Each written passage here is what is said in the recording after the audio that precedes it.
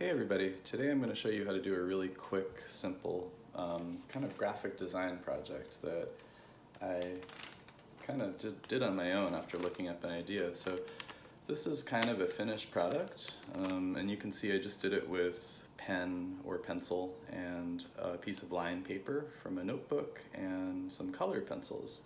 And I really just made it by doing some overlapping circles and then deciding what colors and what patterns I wanted to use when I filled in all the lines and the overlapping spaces. So that's up to you. You can be as creative as you want. There's no rules about what colors to use or what patterns to alternate. So it took me a while to do this. So it's something that'll keep you busy for a long time, especially if you're bored. And I got really into the groove of it, and it just became almost like a meditation or a way to focus myself really calmly.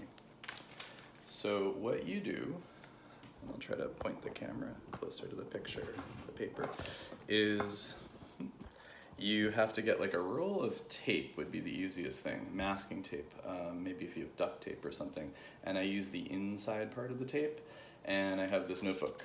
And if you wanted to use plain white paper, you could totally use plain white paper. So all you do, I started at the bottom, and I used a pen. You can use a pencil, I didn't have a sharp one, to trace the inside circle of the masking tape. And you trace it in overlapping patterns. There's no right or wrong. Again, you can do whatever you want, how many you want, and it will look cool no matter what. So you just keep tracing these nice overlapping patterns until you've pretty much covered up the whole entire page. So I'm almost there. The more circles you make, the more intricate and detailed the designs will be, and the longer you can spend adding detail to it and adding design to it. So one more I think should do it. So I just did my first step. I just traced my circles and they all overlap. And I couldn't find a ruler at home, so I'm just using a piece of cardboard as a straight edge. And I'm gonna line it up on the lines, and I guess I'll just pick my first color, and I'll start at the top circle. So I have my straight edge and I have red. So I'm just going to make a series of red lines that go right on the blue lines of the line paper. And I'm just going to do it for this one part of the shape, not the other parts that overlap. Those parts will be a different color so that everything kind of stands out more. And you don't have to use colored pencils. You can use markers. Skinny markers will work better than fat ones. You could use crayon. You could just do pen and ink if you wanted it to all be black and white. That'd be cool too. So after I draw all my red lines, I'm going to do the same pattern, but you could do polka dots, you could do squigglies, you could do whatever you want, but I'm going to color or shade every other line red. So I'm going to skip one line and then do the next. This is the step that's going to take a while, but it's fun, and it's really, again, like a really easy way to focus yourself, especially if you're having a day where you're just really bored. So one more. And when I get down to the very bottom, I just want to make sure that I only do this shape. I don't do any of the big overlapping shapes. So I'm going to do this red.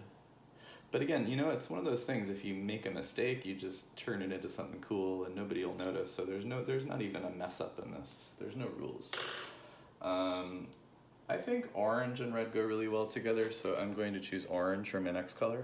And I'm going to do kind of like a crisscross like pattern, a little different than the last one I did. So I'm doing diagonal lines like that, and then I'm just going to go across, so it's like a checkered pattern almost, but slanted. And then I'll do the same thing for skipping every other line, so it's a pattern.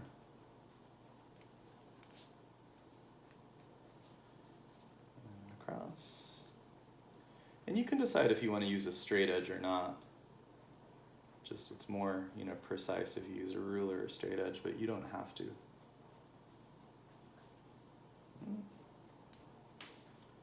And I'm almost almost done with my first part of my shape.